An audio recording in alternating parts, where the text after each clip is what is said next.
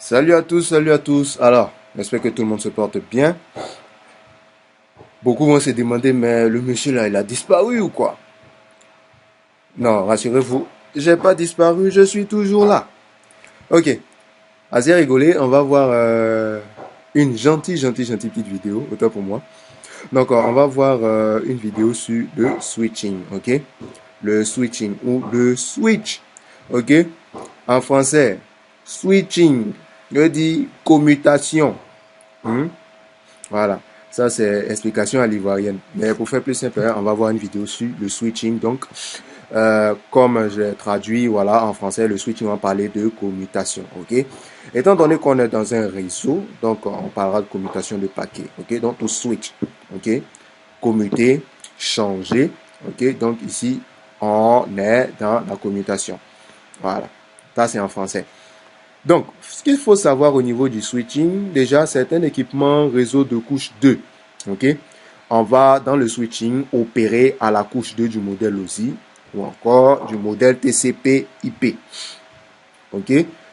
Au niveau du TCP/IP, déjà, il y a la couche accès réseau qui regroupe à la fois la couche physique et la couche liaison d'accès. OK? Couche 1 et couche 2. Donc, dans le modèle OSI, couche 2, c'est Data Link Layer, ok. Donc, dans le TCP/IP, on parlera de quoi? Accès au réseau combinant la couche 1 et la couche 2.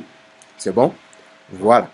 Donc, pour ceux qui savent déjà, bien qu'il existe des switches de couche 3, des switches de niveau 3 qu'on appelle en anglais multi-layer switching, on va aussi les utiliser, bien sûr. On va voir aussi comment travailler avec ces équipements de couche 3. Donc, en tout cas, restez concentrés. Beaucoup vont penser que je l'ai fatigué.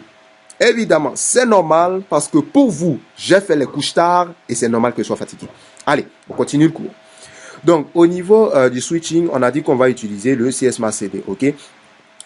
Toujours dans la suite du niveau 2. Donc, le CSMA/CD, on va résumer ça en un temps, 3 mouvements. Ok, le CSMA/CD, c'est quoi? C'est une technologie utilisée pour éviter les collisions dans le réseau. En fait, avant les switches, il y avait ce qu'on appelle les hubs ou les concentrateurs, si vous voulez. Voilà, les hubs ou les concentrateurs, à la différence des répéteurs qui, eux, à leur niveau, ne font que régénérer le signal. Le hub, ok, je vais faire une petite explication à l'ivoirienne. Le hub, c'est un équipement qui est papato, voilà. Il parle beaucoup, il fait le Congo ça, il fait le point de suspension, voilà, en fonction de voilà, ce qui se passe un peu dans votre pays. Donc, tous les paquets qu'il va recevoir, il va automatiquement les redistribuer. Sans chercher à savoir c'est pour qui. C'est comme j'ai dit un secret. Le secret est pour monsieur X et monsieur X, ok, qui est censé recevoir son secret. Il va voir que son secret, Y connaît, Z connaît, A connaît, B connaît. Ça, c'est le travail de hub, ça. Il répète à tout le monde. C'est pour dire les papatos. Hein? Le truc, c'est que dans cette histoire, on remarque que quand deux stations, ok, je vais parler ici des machines, quand deux machines émettent en même temps, quand deux machines parlent en même temps dans un réseau, on dit qu'il y a collision. Ok? On parle en même temps. C'est pourquoi on dit qu'il y a collision. C'est bon? Voilà. On dit qu'il y a collision. L'heure du choix est venue. Mais qu'est-ce que vous voulez? Le moment est venu que tu fasses un choix comme ça, c'est le droit de fiançailles. S'il vous plaît, à la fois. Le moment est venu que tu fasses un choix comme ça, c'est le droit de fiançailles. Vous êtes des cas désespérés. Donc, pour savoir à qui parler, ou pour résoudre en réalité, pour résoudre ce problème de collision, parce que le CSMA/CD, c'est quoi? En anglais, qui signifie Carrier Sense Multiple Access Wave Collision Detection. Donc, on va détecter des collisions. Donc, pour éviter toute collision dans le réseau, on va dire toutes les machines se taisent. Pour résoudre le problème, hein, voilà, toutes les machines se taisent. Ok, les machines se sont tues. Chaque machine va disposer d'un temps d'attente qui est aléatoire. Ok? Le temps d'attente de A n'est pas celui de B. C'est pourquoi j'ai dit qu'il est aléatoire. On n'a pas le même temps d'attente. Qu'est-ce qui se passe encore? on va découvrir que chaque machine,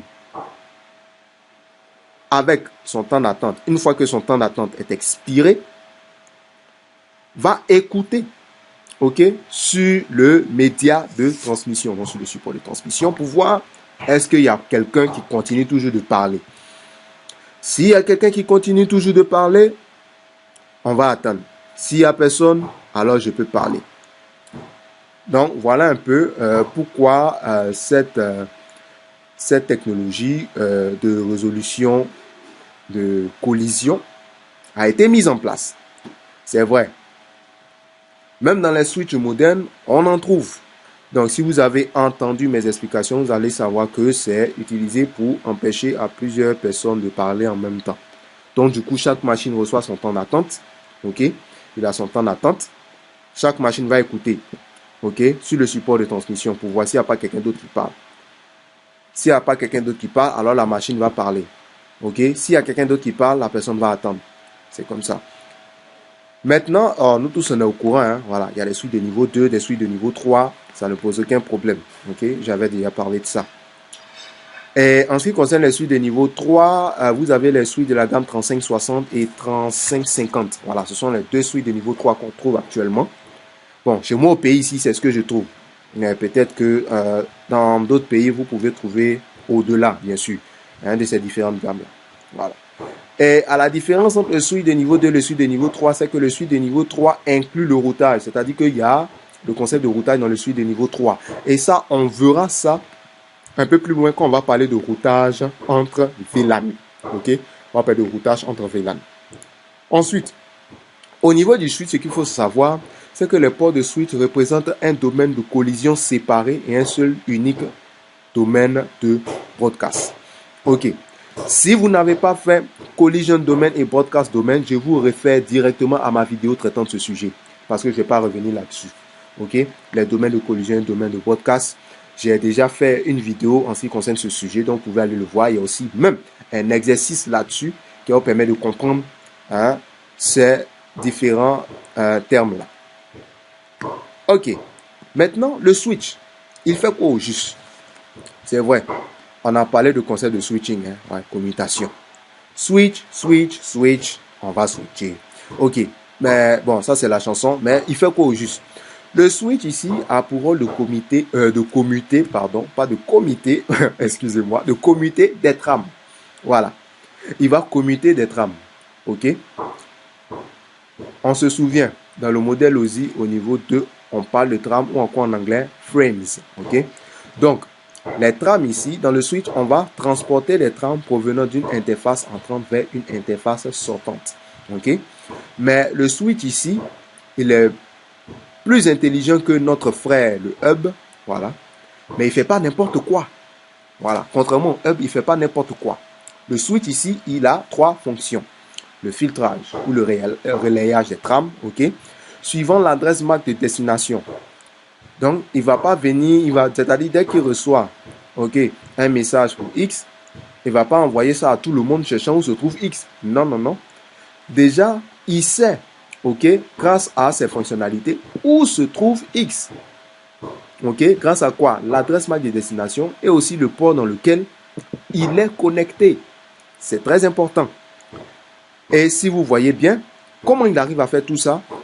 Grâce à l'apprentissage, ok, des adresses.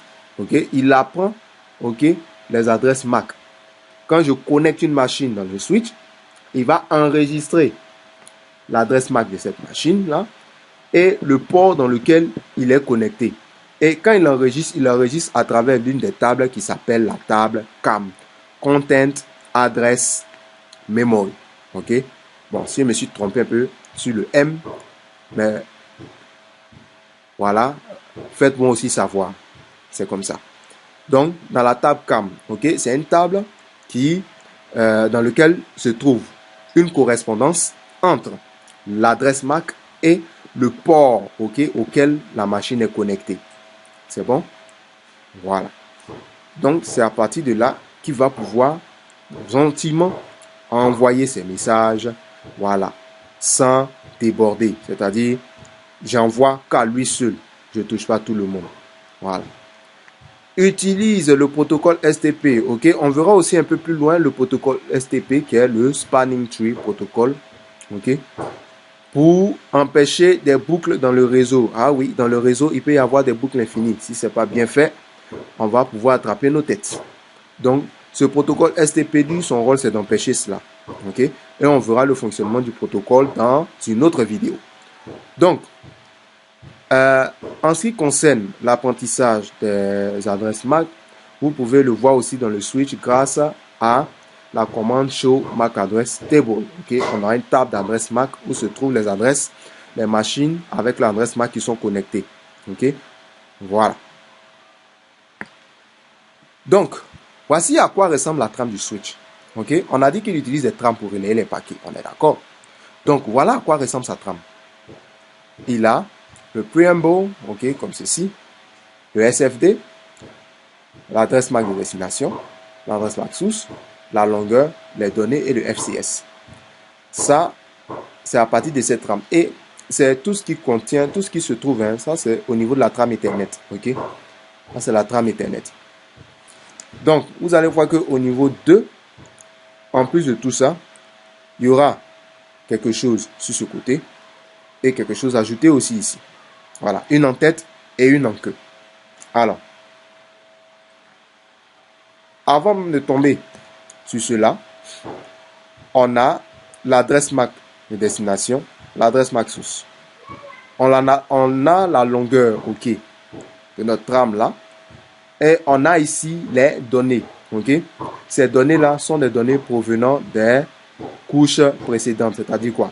Ici, si on a la couche 2 dans notre trame, au-dessus on a quoi? On a tout simplement les données de la couche réseau qui lui aussi va se retrouver les données de couche 4, couche 5, couche 6, couche 7, tout ça ajouté. Et c'est tout ce qui apparaît ici. Le FCS ici permet de détecter des erreurs, ok, des erreurs de redondance cyclique. Okay? C'est pour éviter des erreurs lors de la transmission d'informations. C'est pourquoi FCS, vous avez Frame Check Sequence. En fait, c'est pour éviter qu'il y ait des erreurs dans la trame, tout simplement. Voilà. C'est pour éviter qu'il y ait des erreurs dans la trame. Donc, lors de la transmission, s'il y a erreur, ce n'est pas bon. OK? Donc, à ce niveau-là, il y a un calcul qui est fait. Je ne vais pas rentrer dans les détails de ce calcul, mais vous pouvez aussi chercher et découvrir comment ce calcul est effectué. OK? Voilà. Donc, ici, ça, on sait, ce n'est pas les adresses de couche 3, c'est les adresses de couche 2. OK? L'adresse MAC de destination et l'adresse MAC source. C'est bon? Le SFD, ok, ça c'est le délimiteur, c'est un champ de délimiteur. Ok? Et vous avez le préambule qui indique le début de la trame. Ok? Lui indique le début de la trame, tout simplement. Lui, c'est le délimiteur. Ok? Voilà. Donc, voici les différentes composantes, ok, d'une trame Ethernet. Ok? Donc, vous avez tous ces éléments. N'hésitez pas aussi, bien sûr, à faire des recherches à ce niveau pour avoir plus de détails. Ok? Pour avoir plus de détails pour peaufiner un peu votre compréhension au niveau de cette trame. Mais de base, je vous ai donné que l'essentiel, mais vous pouvez les approfondir. Donc, voici un peu ce que fait le switch. La trame, qui est la composante principale du switch, parce que c'est à partir de là que on va pouvoir mettre les informations et que ceux-ci vont circuler, ok, dans le réseau. C'est bon? Super. Maintenant, puisqu'on a vu tout ce qu'il faut, c'est-à-dire l'essentiel sur le switch, c'est quoi le switching? Quelles sont ses fonctionnalités? Et qu'est-ce qui fait circuler comme information? Je parle comme information, je vais dire quelle est sa composante principale, c'est-à-dire la trame. Quel est son élément principal? C'est la trame. Ok. Donc, cette trame-là, c'est celle qui va servir de transmission d'un point A à un point B. Ok. Donc, on va voir maintenant ce qu'on appelle les VLAN. Ok. Voilà. On connaît LAN, hein, mais on va voir les VLAN.